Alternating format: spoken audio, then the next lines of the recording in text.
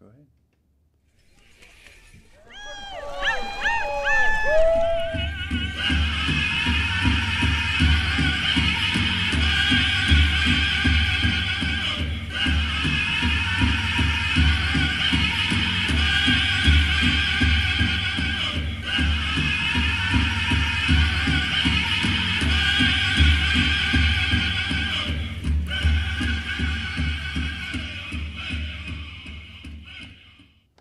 All right, welcome back, YouTubers, and Good morning. we are here. I don't know if there's leprechauns running around. Happy St. Patrick's Day. We got locked out of our studio this morning. All right, yeah, and just for, this is an earth tone olive green, okay? Greenness, okay? So we are here, and we are happy that you're joining us. We appreciate it, and we'd like to do a couple quick shout outs. My coffee's still kicking in, so bear with us if you would. This is Inland Northwest Native News. I'm your host, Jeff Ferguson. And I'm your co-host, Margot Hill. All right. Thank you once again for joining us. It's Wednesday, March 17th, and it is St. Patrick's Day, and this is episode 34 of our morning show. We've been doing this for a couple months now, and we've had a pretty good response from people, and we just want to say thank you for joining us. We have a couple shout outs real quick. Shout out to Adrena Winecoop. We appreciate you reaching out, and we're happy to share what we found with anybody that's interested. So if you have any questions or comments, be sure to let us know. We also want to say happy belated birthday to Gail Murphy out on the Spokane Indian Reservation. It's her 55th. She knew this day was coming. She is officially an elder. She knew this day's been coming since she got her first AARP in the mail. We all know this. Anyhow, so those are a couple quick shout outs. We'd also like to invite you to join us every Monday, Wednesday, and Friday from 8 a.m. to 8:30 right here on YouTube. We're covering news and events for 11 tribes of the Inland Northwest on a local, regional, and national level. So that being said, I think we should get into our first story. Okay. What do you think? Yeah, I wasn't sure if we were going to do that geography. Jeff is like, yeah, name maybe the tribe. not this morning. He hasn't had his coffee, so it's a little bit, and I can't do it. So, again, thank you for joining us. Send us your stories. We want to start with a shout out to Madam Secretary. Madam Secretary. Deb Haaland. All right, congratulations. We really appreciate all the hard work that it took to get into office. We have a couple shots here. One from CNN found this one. Says, in its 171-year history, Department of Interior has only been led by white people, despite its impact on virtually every part of daily life for Native peoples and tribal communities. Congresswoman Deb Haaland's historic nomination to lead the Department of Interior means Native people will be represented in the federal government like never before. The DOI oversees billions of acres of land and shoreline, the Bureau of Indian Affairs, the Bureau of Indian Education, and 55 million acres of tribal land. And that's amazing that we can have such great representation in there.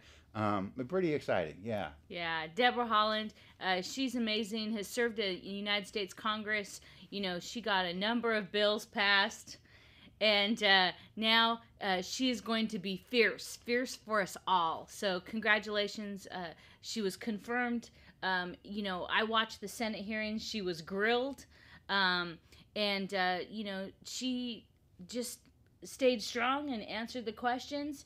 Some people actually crossed party lines to support her. There was lots of opposition by oil and gas industry and lobbyists. But at the end of the day, they did the right thing and they confirmed the best candidate.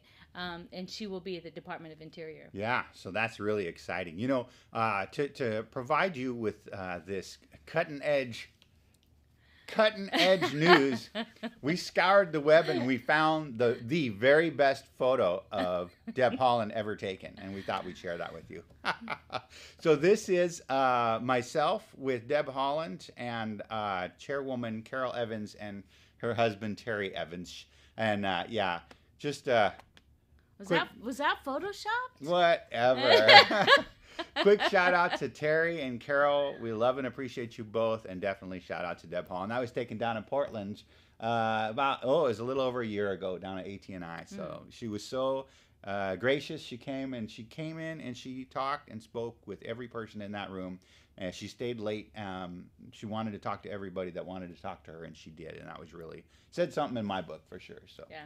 All right. Yeah. Congratulations, Madam Secretary. All right. Department of Interior. Yeah, we better keep moving. We are already a little bit behind. Not too bad, though. So this story is pretty exciting. Iroquois lacrosse team aims to make Olympic competition under its own flag.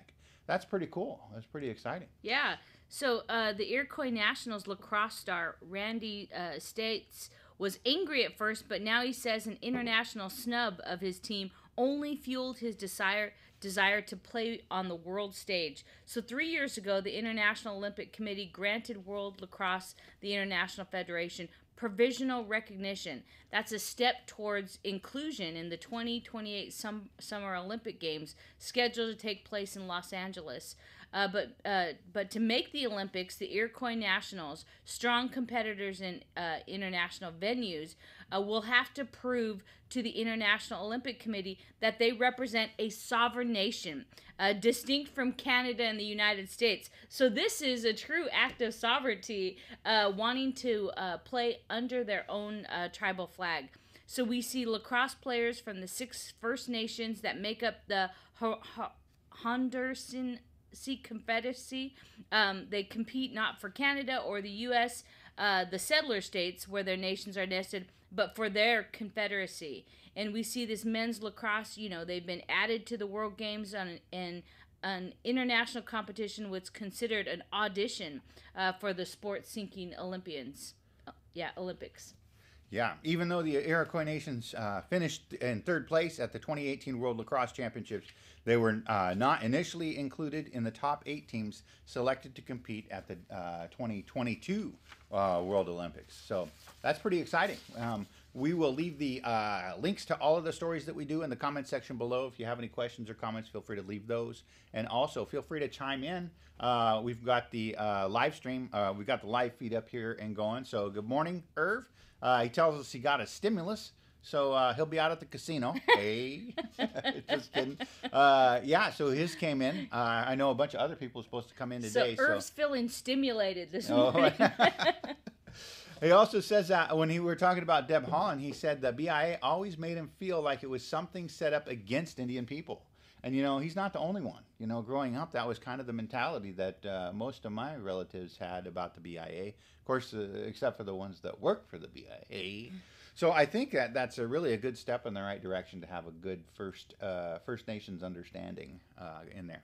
Anyhow, moving right along, congratulations on the Iroquois and the like you said, representation of their sovereignty. It's huge. So anyhow, moving right along, we have another story here. This one is on Harper.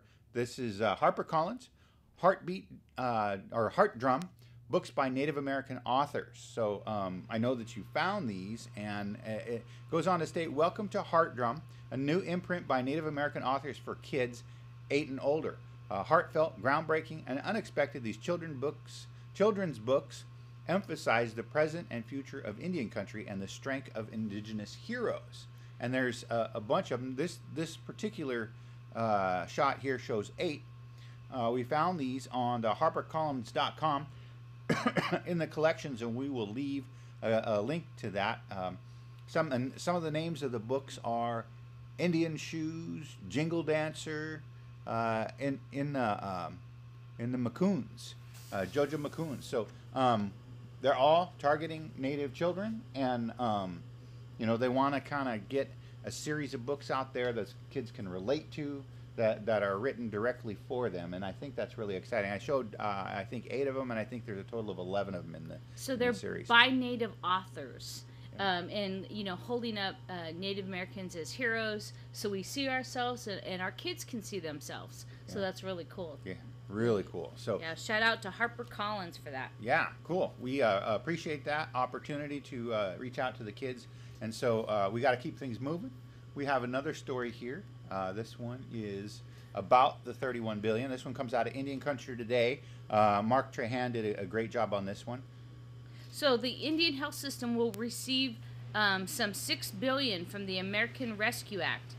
There is money for COVID-19 vaccines, testing, tracing, mitigation, and workforce expenses.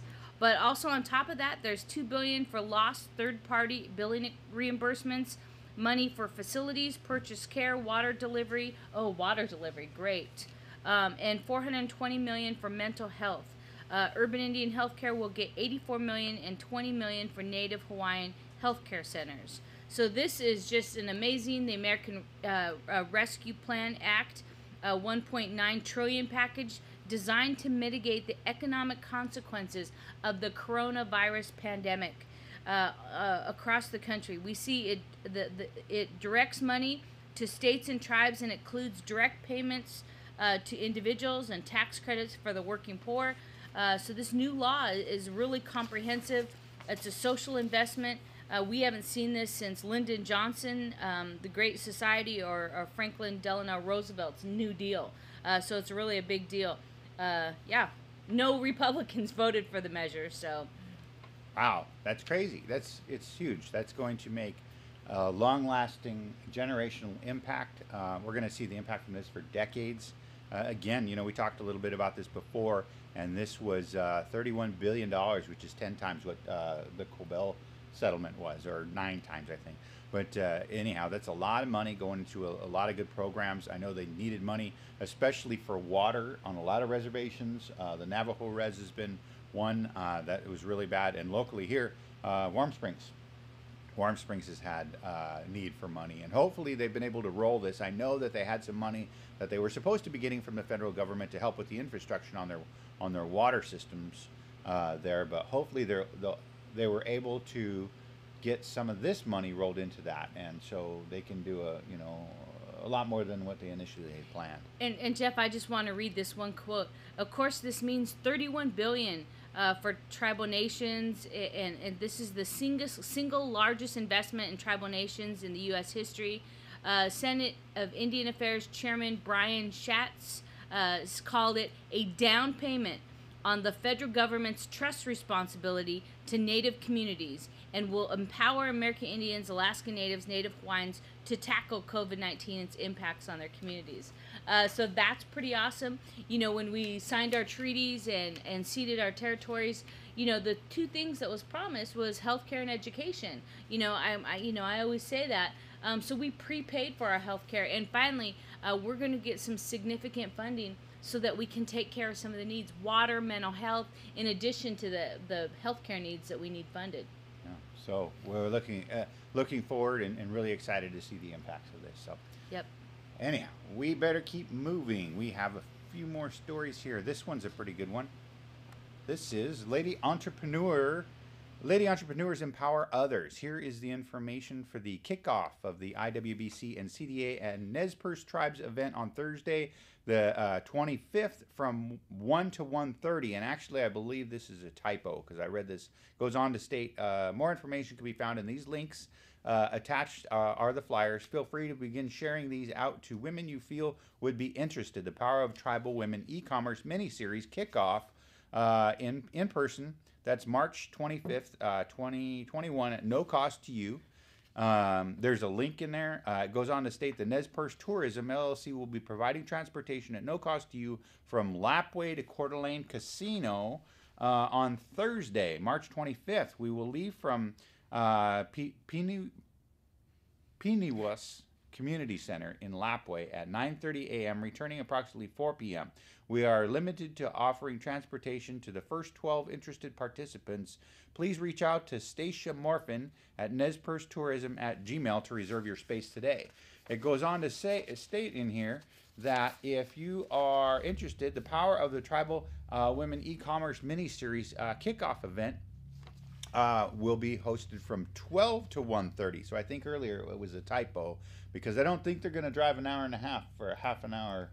But this one, they talk about they're doing it also on Zoom. Okay. So you can catch it on Zoom. The Idaho Women's Business Center is committed to ensuring that our resources and expertise in business and entrepreneurship reaches every community in Idaho, and we're doing that by connecting with leaders across the state. For this kickoff event, we will be partnering with the Nez Perce and Coeur d'Alene tribe.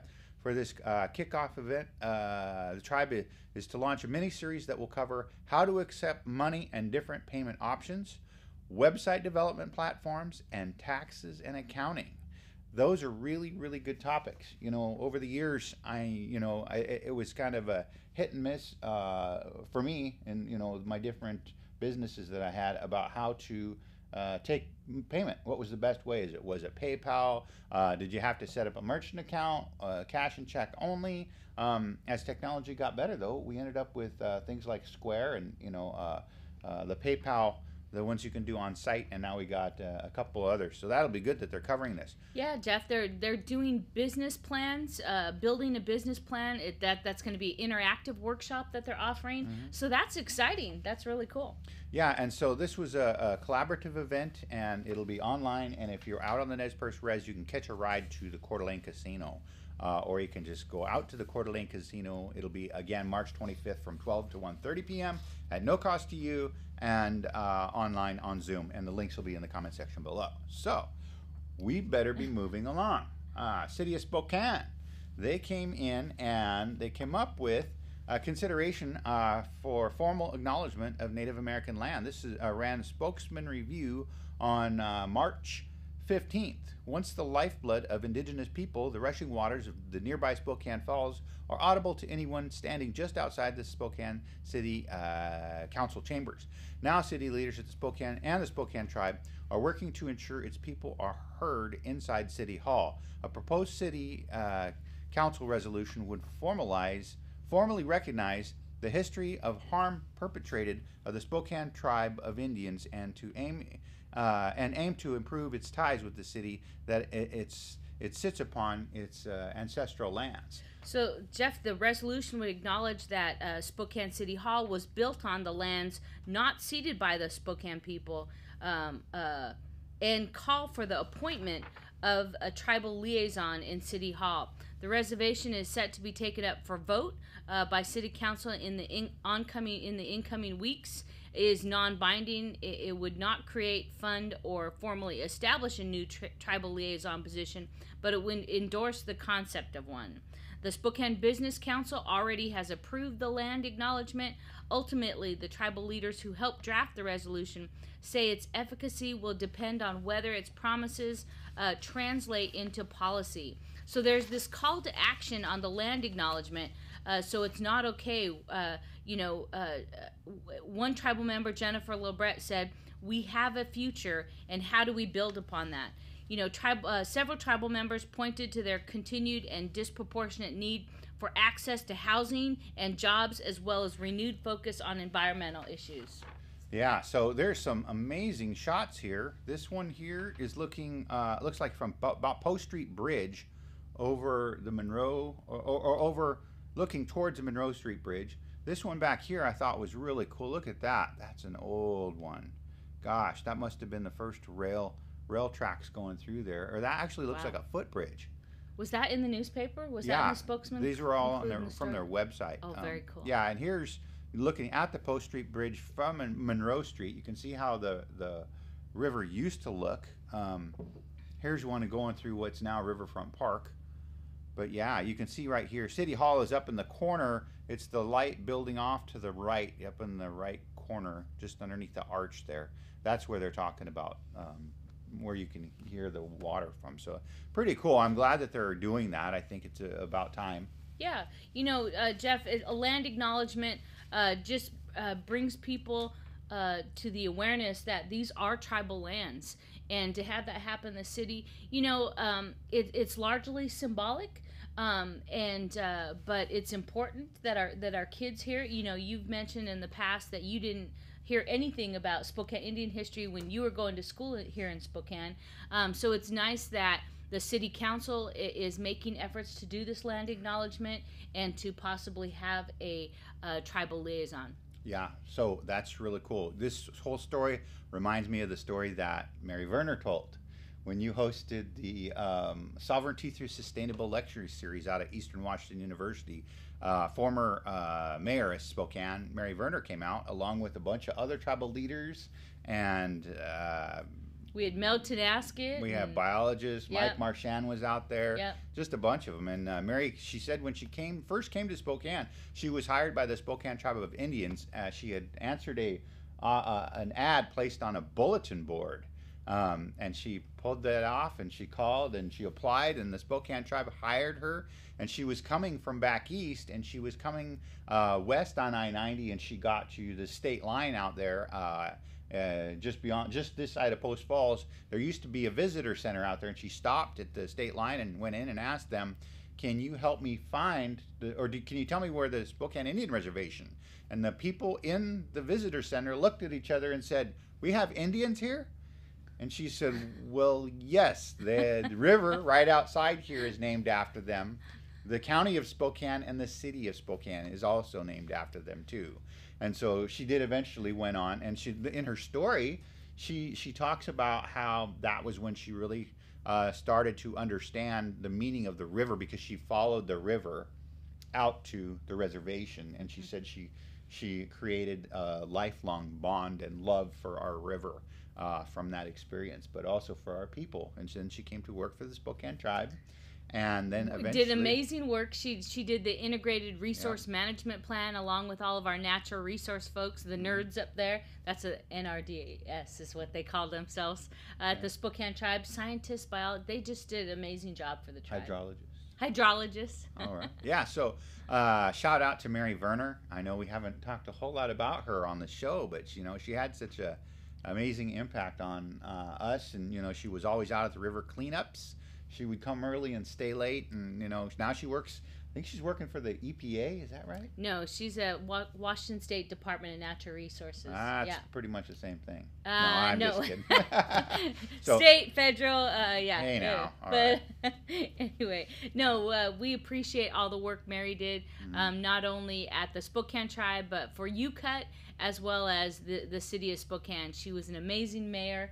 A close dear friend of mine. We went to law school together. We studied for the bar exam, did all those things. So shout out to Mary Werner. She came out for all the tribal stuff too. Yeah, remember that. That was really cool. So anyhow, we better keep moving. I know we're kind of on a tight schedule today, so let's keep going. We have a story. This one is actually from the coast. This is our last story. This is really, it's a neat story. It comes to us from the Tulalip tribe, and this one was on Tulalip News Facebook page. Yesterday, over the weekend, Tulalip came together to send a powerful message. We honor our ancestors by being drug-free. Hundreds of community members joined in unity while driving through the reservation's neighborhoods, sharing heartfelt words about how their lives have been impacted by drugs, and then gathering for a coastal jam. Full of reflection and hope, the rally offered much-needed help, healing for those longing for community support and a connection to their culture. So that happened out there in Tulalip, and I thought that was just a cool story. And so they had a bunch of pictures that I kind of wanted to share, because there were a lot of people that came out for it. And I like how they have the shirts and the vests and the cedar hats. Yeah, pretty exciting stuff. Jeff, a lot of our families struggle with addiction. A lot of our communities are finding ways to help support our young people so they stay clean and sober. There's lots of folks in Indian country that don't do drugs, that are clean and sober. It's just the folks that are struggling with addiction that we hear about or we see about. So to celebrate a drug-free community, celebrate the positive, not hearing about crime and arrest rates and addiction, all that kind of stuff, but to celebrate the positive aspects of our culture and community, that's just excellent. So great job, Tulalip. Everybody from Harleys to Yayas to the grandmas, it was pretty cool. Yeah, that is cool. The Tulalip tribe in a lot of ways has been groundbreaking. They have had a lot of their culture instilled in pretty much everything that they do, and I really admire, actually a lot of the coastal tribes are like that. I really admire that and appreciate it, and it's neat when they come together for things like this. So anyhow, I think that's about all we have for today.